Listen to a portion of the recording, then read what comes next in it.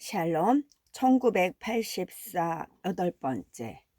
잡을 수 있으리란 생각을 했다. 그녀의 뒤를 쫓아가서 으슥한 곳에 이르면 돌멩이로 머리를 후려칠 수도 있을 것이다.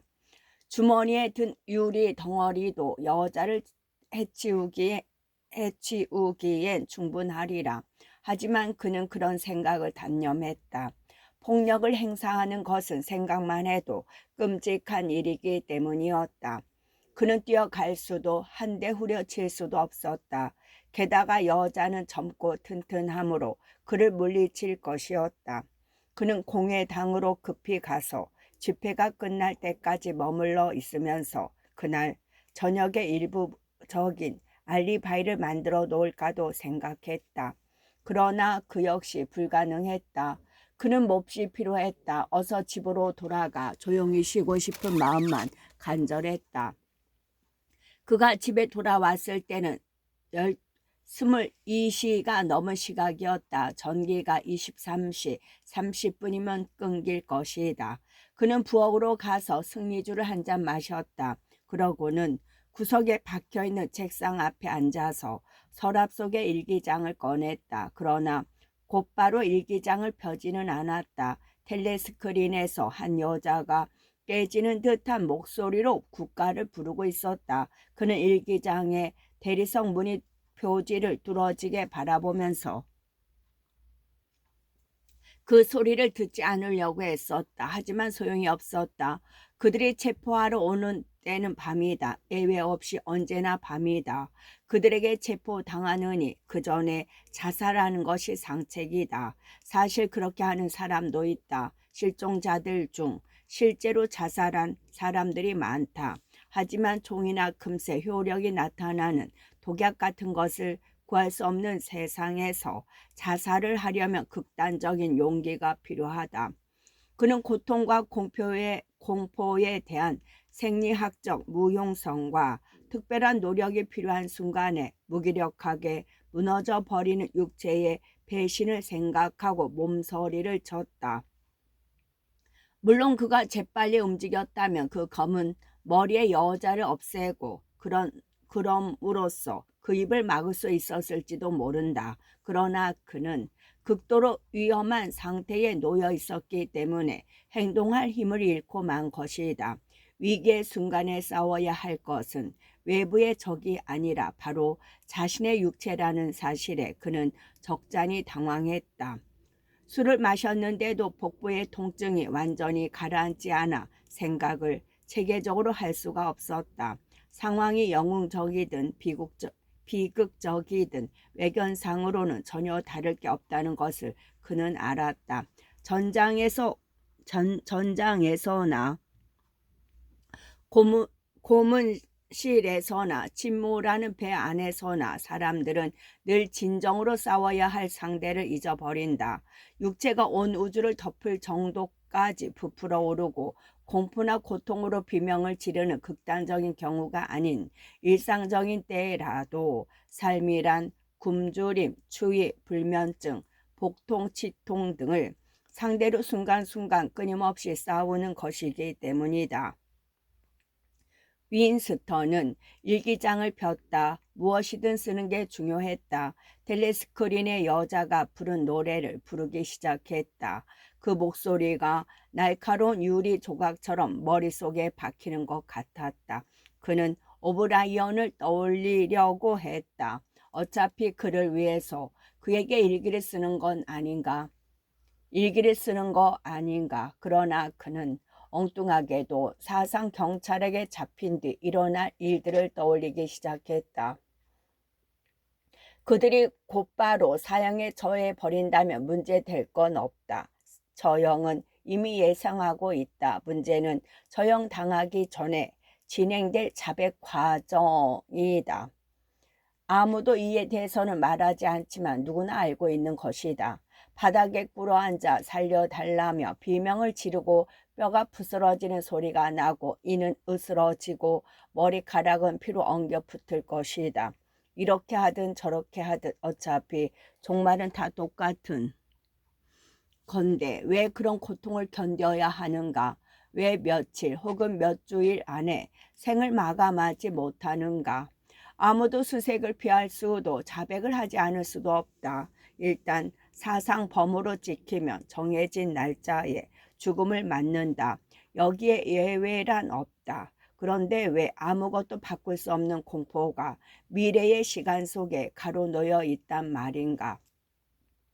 그는 오브라이언에 대한 생각을 좀 더 확실하게 할 수 있었다. 오브라이언은 그에게 우리는 어둠이 없는 곳에서 만날 거요 라고 말했다. 윈스턴은 그 말이 무엇을 의미하는지 알았다.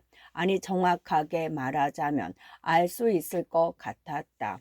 어둠이 없는 곳이란 상상 속의 세계일 것이다.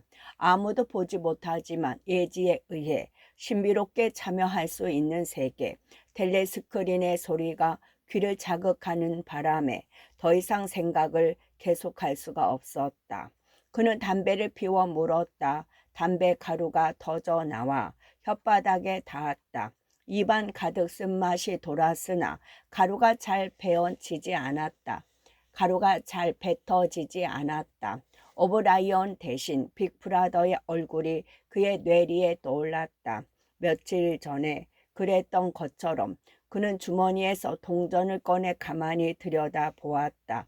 그 얼굴이 엄숙하고 조용히 그리고 보호해 줄 듯이 그를 올려다보았다. 그러나 그 검은 콧수염 아래 감추어져 있는 미소는 어떤 종류의 것일까? 장례식의 우물한 종소리처럼 슬로건이 다시금 그의 뇌리에 떠올랐다. 전쟁은 평화, 자유는 예속, 무지는 힘. 2부. 아침이 조금 지났을 때 윈스턴은 화장실에 가기 위해 사무실에서 나왔다. 한 사람이 환하게 불이 켜진 기다란 복도 끝에서 그를 향해 다가오고 있었다. 검은 머리의 여자였다. 고물상 앞에서 그녀와 마주친 그날 저녁 이후 나흘이 지나갔다. 그는 여자가 가까이 다가왔을 때에야 비로소 그녀의 오른팔에 붕대가 감긴 것을 알아챘다. 붕대 색깔이 제복과 같았다.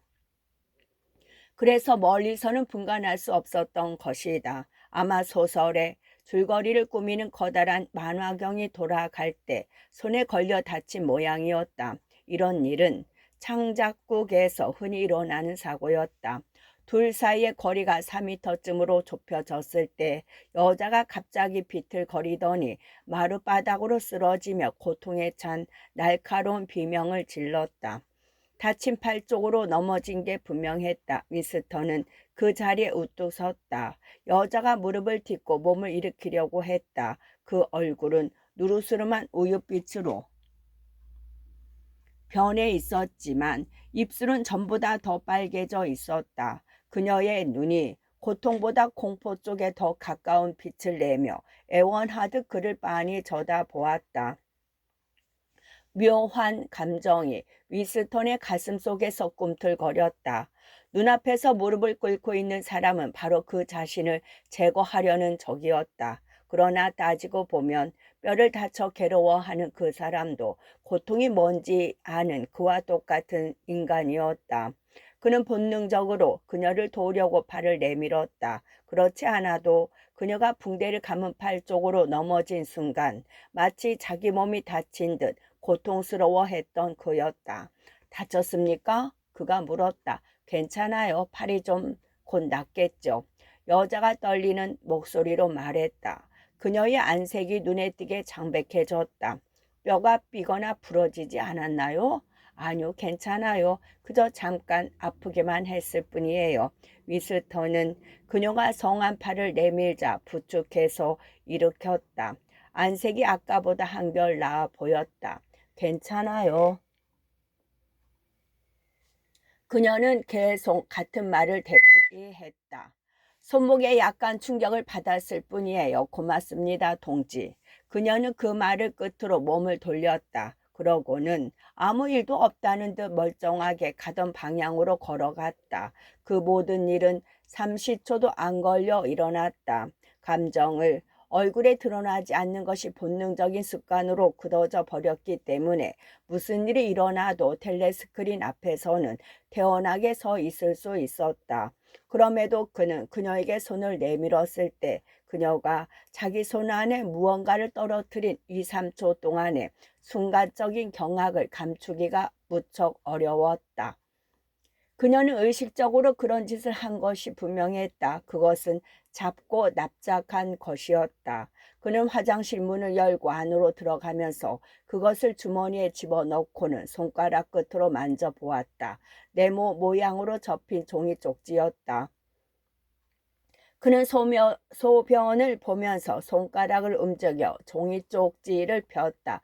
분명히 무슨 내용인가 쓰여 있을 것이다. 그는 대변기 쪽으로 들어가서 그 내용을 읽을까 하다가 그만두었다. 그것이 얼마나 어리석은 짓인지 알고 있기 때문이었다. 텔레스크린의 감시가 그보다 더 심한 곳은 없었다.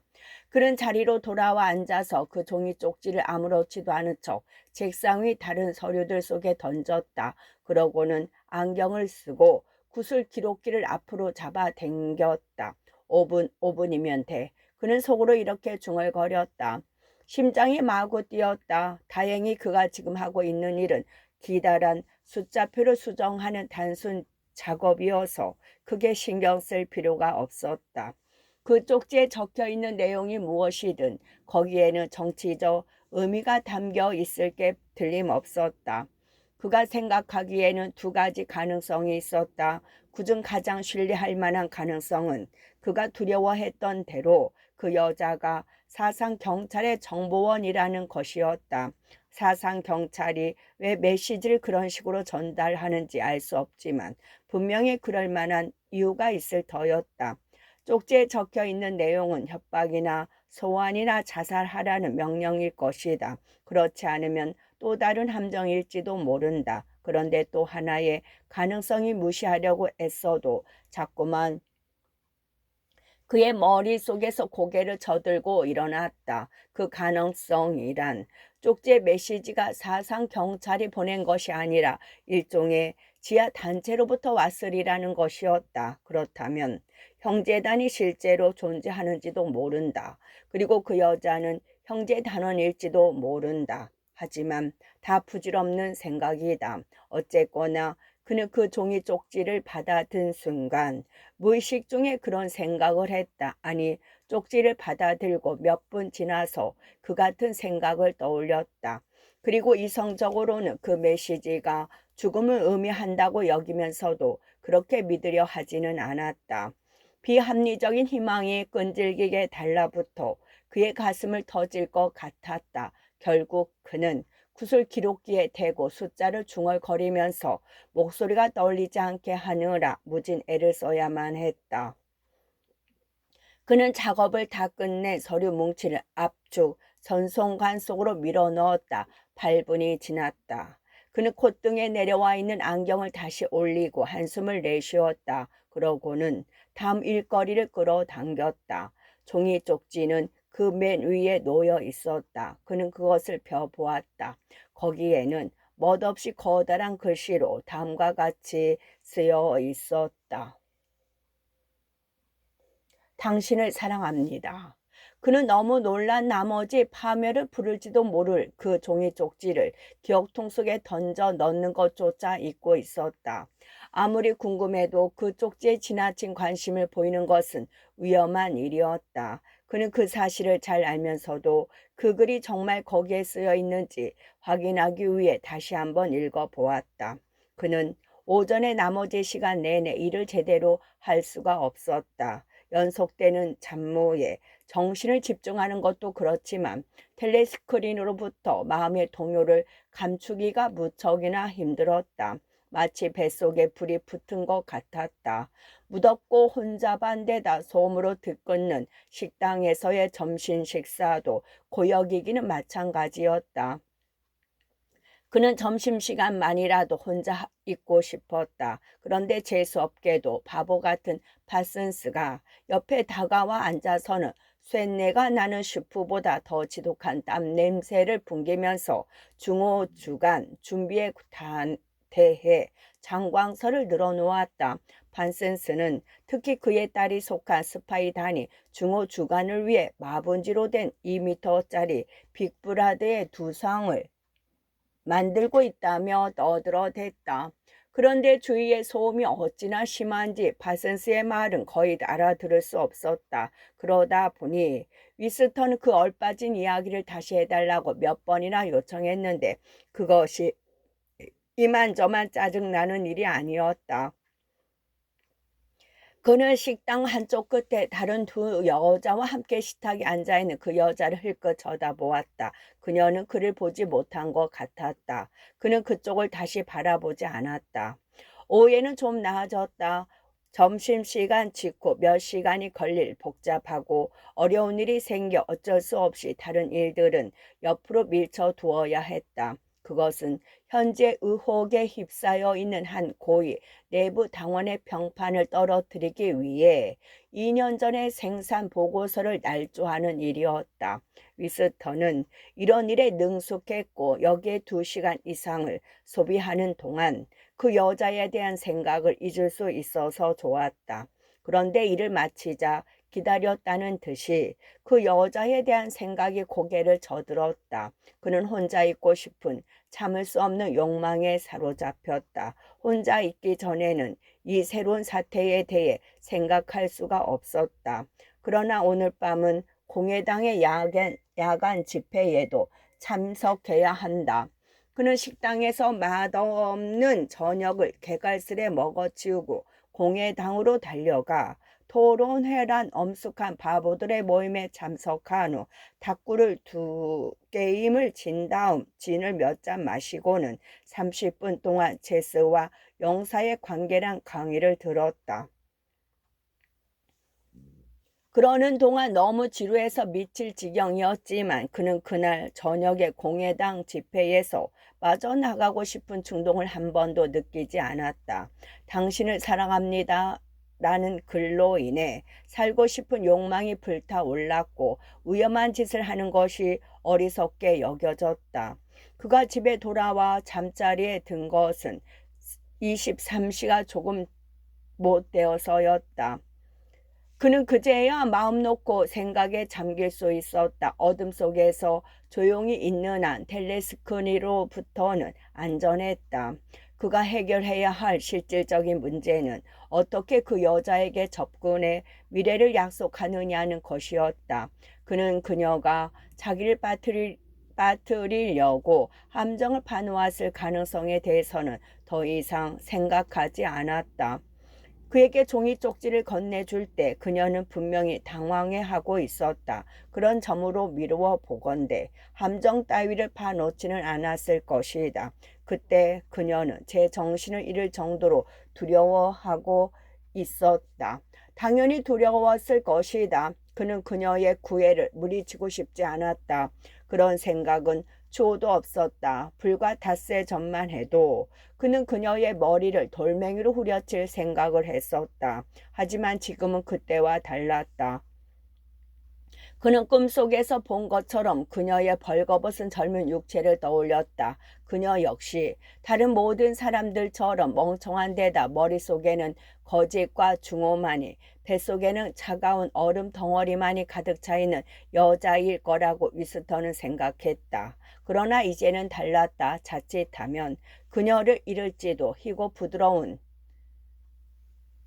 모른다는 불안감이 그를 흥분시켰다. 무엇보다 두려운 것은 그녀와 빨리 접촉하지 않으면 그녀가 변심할지도 모른다는 것이었다. 그런데 그녀와의 만찬 실제적인 어려움이 너무나 많았다. 그것은 마치 이미 패한 체스에서 말을 움직이려는 것과 같았다. 어느 쪽으로 향하든 텔레스크린과 직면할 수밖에 없었다. 그는 그 쪽지의 내용을 읽고 5분도 안 되어 그녀와 대화를 나눌 수 있는 방법들을 수없이 떠올렸다. 그리고 이제는 시간적인 여유를 가지고 마치 탁자에 늘어놓은 물건을 고르듯 그 방법들을 하나하나 검토해 나갔다. 오늘 아침과 같은 우연한 만남은 2번 다시 되풀이되지 않을 게 틀림없었다. 만약 그녀가 기록국에 근무한다면 일은 비교적 간단하겠지만 그는 장작국이 건물의 어느 쯤에 붙어 있는지 희미하게 알고 있을 뿐 거기에 들어갈 아무런 구실도 없는 저지였다. 어디에 사는지 몇 시에 퇴근하는지 알고 있다면 그녀가 집에 돌아가는 길목에서 기다렸다가 만나는 방법을 궁리할 수도 있을 것이다. 그러나 그녀의 뒤를 따라가서 집을 알아내는 것도 안전한 방법은 못 되었다. 그렇게 하려면 청사 밖에서 어슬렁거려야 하는데 그러다가는 남의 눈에 띄기 십상이었다. 편지를 써서 보내는 방법은 아예 생각조차 하지 않는 게 나았다. 관례에 따라 모든 우편물은 배달 도중에 개봉되기 때문이었다. 사정이 이렇다 보니 실제로 편지를 쓰는 사람은 거의 없었다. 꼭 소식을 전해야 할 경우에는 갖가지 사연이 한꺼번에 인쇄된 우편 엽서가 있으므로 그것을 구해 그 내용 중 해당되지 않는 문구를 지우고 보내면 되었다. 하지만 그는 그녀의 주소는 고사하고 이름조차 모르고 있었다. 결국 그가 가장 안전한 방법이라고 판단한 것은 식당에서의 만남이었다. 마냥 텔레스크린에 너무 가깝지 않은 식당 어딘가에 그녀 혼자 앉아있고 그가 그 식탁에 다가갈 수만 있다면 주위 사람들의 시끄러운 소음을 틈타 30초 동안이라도 몇 마디 말을 나눌 수 있을 것 같았다. 그 일이 있은 뒤 일주일 동안 그는 끊임없이 되풀이되는 꿈과도 같은 나날을 보냈다. 다음날 그녀가 식당에 나타난 것은 일과 개시를 알리는 호루라기 소리가 난 뒤 그가 식당을 나올 즈음이었다. 아무래도 그녀의 교대 시간이 바뀐 것 같았다. 둘은 서로 못 본 척하고 지나쳤다. 그 다음 날에는 그녀가 평소 시간에 맞추어 식당에 들어왔지만 다른 여자 셋과 함께였고 서 있는 곳이 텔레스크린 바로 밑이었다. 그 다음 사흘 동안 그녀는 전혀 모습을 나타내지 않았다. 그에게는 견디기 힘든 나날이었다. 그의 몸과 마음은 예민해질 대로 예민해져서 모든 것을 고통으로 받아들였다. 낱낱의 동작과 소리와 접촉, 그가 듣거나 하는 말들이 모두 고통 그 자체였다. 심지어 그는 잠을 잘 때에도 그녀의 환영으로부터 자유롭지 못했다. 일기도 쓸 수 없었다. 그동안 그는 일기장에 손도 대지 않았다. 위안이 되는 것이 있다면 오직 일뿐이었다. 일하는 동안에는 가끔씩 10분 정도 자신의 존재마저 잊을 수 있었다. 그녀에게 무슨 일이 일어났는지는 실마리조차 잡을 수 없었다. 누군가에게 알아보고 싶어도 방법이 없어서 불가능했다. 어쩌면 그녀는 증발했거나 자살했을지도 모른다. 오세아니아의 저쪽 끝으로 유형을 갔을 수도 있다. 그러나 가장 그럴듯한 예측은 그녀가 변심해서 그를 만나지 않기로 결심했을 수도 있다는 것이다. 다음 날 그녀가 다시 나타났다. 팔에 붕대를 푼 대신 팔목에 반창고를 붙인 채였다. 그녀를 다시 만나자 안도감이 든 나머지 그는 한참 동안 그녀를 뚫어져라 바라보았다. 그녀는 그 다음 날에도 나타났다. 그는 그녀에게 말을 걸 뻔했다. 그가 식당에 들어갔을 때 그녀는 벽에서 꽤 떨어진 식탁에 혼자 앉아 있었다. 이른 시각이라 식당은 아직 복잡하지 않았다. 위스턴의 차례가 다 되었을 때 배식을 받으려고 길게 늘어선 줄이 잘 다가다가 앞에 있는 누군가가 사카린을 받지 못했다며 소란을 피우는 바람에 약 2분간 지체되었다.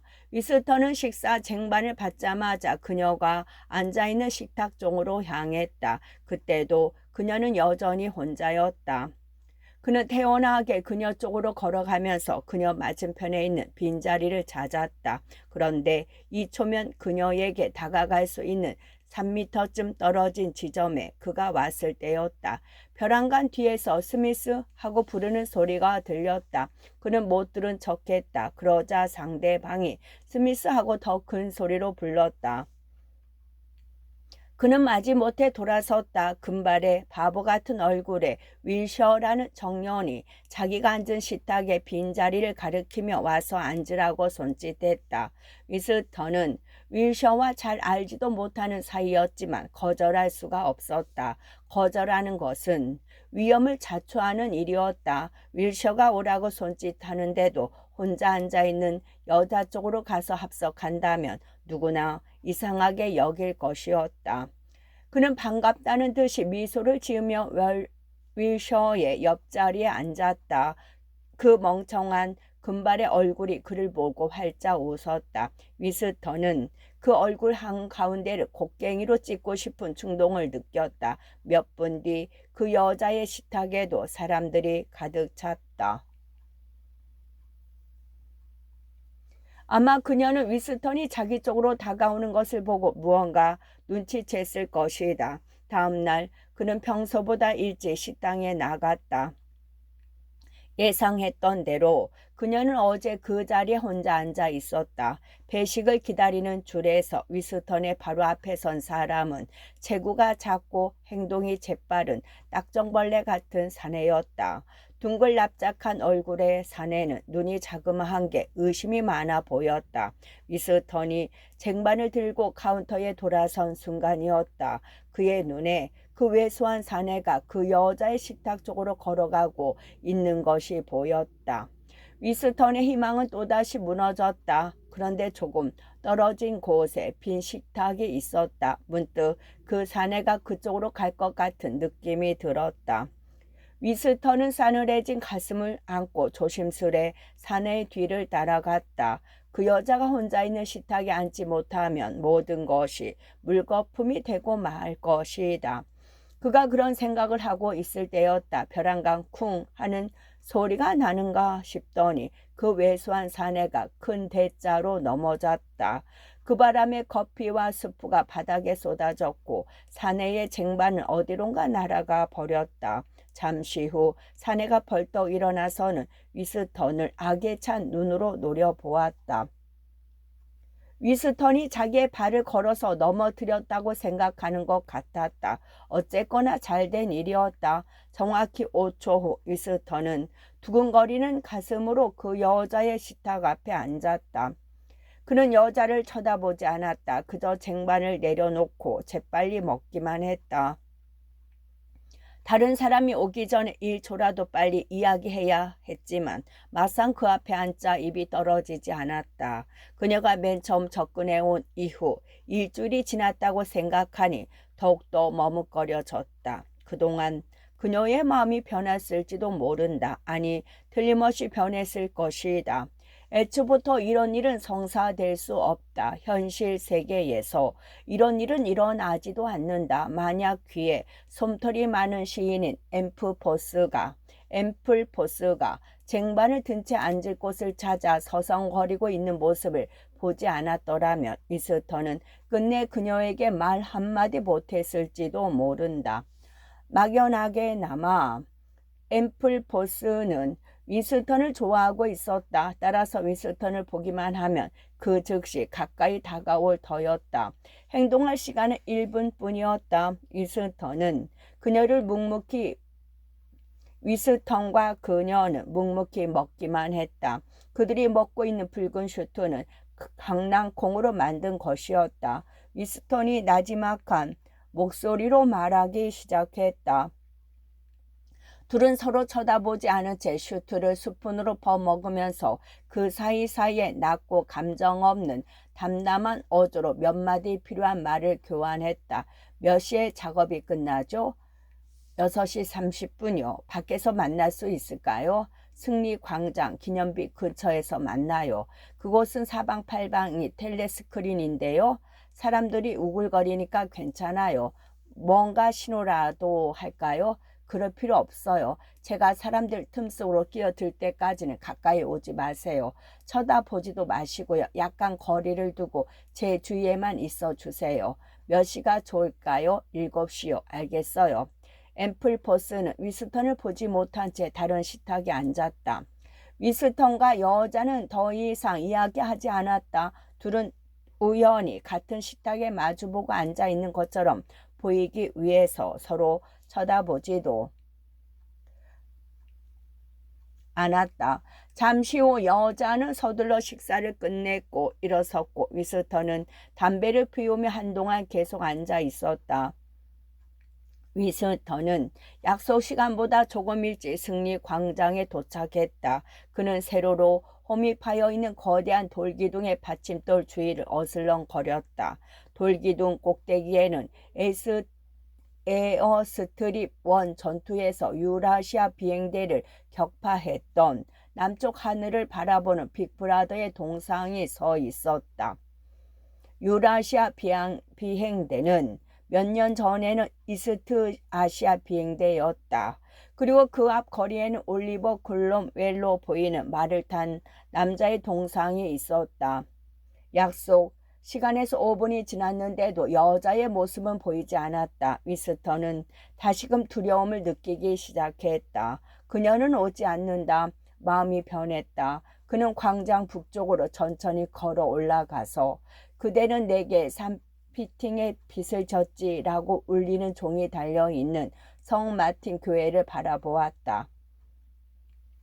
그러자 마음이 조금 진정되었다. 그는 기념비의 받침돌 앞에 서 있는 여자를 알아본 것은 그때였다. 그녀는 실제로 읽고 있는지 아니면 읽는 척하는지 모르지만 돌 기둥에 나선형으로 붙어있는 포스터를 보고 있었다. 그녀에게 접근하려면 더 많은 사람들이 몰려들어야 했다. 그 전에 성급하게 그녀 쪽으로 접근하는 건 위험한 일이었다. 박공 둘레마다 어김없이 텔레스크린이 설치되어 있었다. 어느 순간 떠들썩하는 소리가 나더니 대형 트럭의 붕붕거리는 엔진 소리가 왼쪽 어딘가에서 들려왔다. 이내 사람들이 광장을 건너 그쪽으로 뛰어가는 것이 보였다. 그 여자도 기념비의 받침돌 위에 있는 사자상을 돌아 재빨리 군중틈에 끼었다. 위스턴도 따라갔다. 그는 떠들썩한 소리를 통해 유라시아의 포로 수용차가 지나가고 있다는 것을 알아챘다. 꽤 많은 사람들이 광장의 남쪽으로 몰려들고 있었다. 평소 같으면 밀치락달치락 아우성치는 군중에 떠밀려 바깥쪽으로 나왔을 위스턴이지만 이번만큼은 달랐다. 그는 힘차게 그 속으로 헤집고 들어가서 팔을 뻗치면 그 여자와 닿을 수 있는 거리까지 접근했다. 그런데 그와 그녀 사이에는 덩치 큰 노동자와 그 아내인 듯한 거구의 여자가 버티고 서 있었다. 그들은 쉽게 통과를 허용하지 않는 거대한 육체의 장벽인 셈이었다. 위스턴은 심호흡을 한 뒤 몸을 옆으로 돌리고는 어깨를 들이민 채 그들 사이로 돌진해 들어갔다.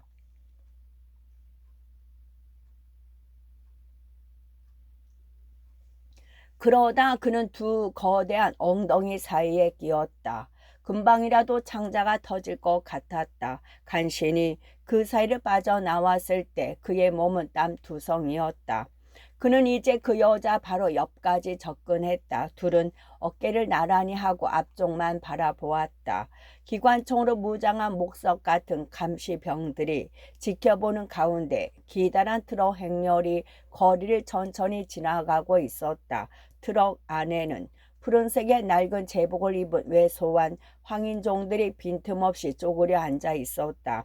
도로변을 멍하니 쳐다보는 그 몽골족들의 얼굴은 하나같이 슬퍼 보였다. 트럭이 흔들릴 때마다 금속이 부딪히는 소리가 났다. 포로들은 모두 발목에 쇠사슬을 차고 있었다. 서글픈 얼굴로 가득 찬 트럭들이 계속해서 지나갔다. 위스턴은 포로들이 트럭에 실려 있는 것을 알고 있었지만 이따금씩 바라볼 뿐 마음은 다른 데가 있었다. 그녀의 어깨와 오른쪽 팔꿈치가 그의 몸에 닿았다. 온기를 느낄 수 있을 정도로 그녀의 뺨이 바짝 다가와 있었다. 그녀에게서 지난번 식당에서와 똑같은 분위기가 풍겨 나왔다. 그녀는 그때처럼 무표정하게 입술만 벙긋거리며 억양없는 목소리로 말하기 시작했다. 그러나 시끄러운 소음과 트럭의 덜컹거리는 소리 때문에 위스턴은 무슨 말인지 제대로 알아들을 수가 없었다. 제 말 들려요? 네, 들려요. 일요일 오후에 나올 수 있으세요? 네, 나올 수 있어요. 그럼 잘 듣고 기억해 두세요. 패팅턴역 가서. 그녀는 놀랄 만큼 군대식으로 정확하게 그가 찾아가야 할 길을 가르쳐 주었다. 기차를 타고 30분과 달린 뒤 역에서 나와 왼쪽으로 꺾인 길을 따라 도보로 2km 가면 문설주 없는 문이 있다. 그 문을 지나 들판을 가로질러 가다가 풀이 무성한 오솔길을 따라 덤불숲 사이의 새길을 지나간다. 그러면 이끼 낀 고목 한 그루가 쓰러져 있는 곳이 나온다. 그녀의 머릿속에는 지도가 그려져 있는 것 같았다. 모두 기억할 수 있겠어요? 그녀가 나지막히 물었다. 네. 왼쪽으로 꺾어서 오른쪽으로 갔다가 다시 왼쪽으로 가세요. 그러면 문설주가 없는 문이 나와요. 알았어요. 그런데 몇 시에? 15시쯤이요. 좀 기다려야 할지도 몰라요. 저는 다른 길로 갈게요. 분명히 모두 다 기억하시죠? 그럼요. 자, 그럼 어서 빨리 제 곁을 떠나세요. 굳이 그렇게 말할 필요도 없었다. 둘은 사람들이 막혀 그곳을 빠져나갈 수 없었다. 트럭은 여전히 줄을 지어 지나가고 있었고 사람들은 질리지도 않는지 계속해서 그 광경을 바라보고 있었다.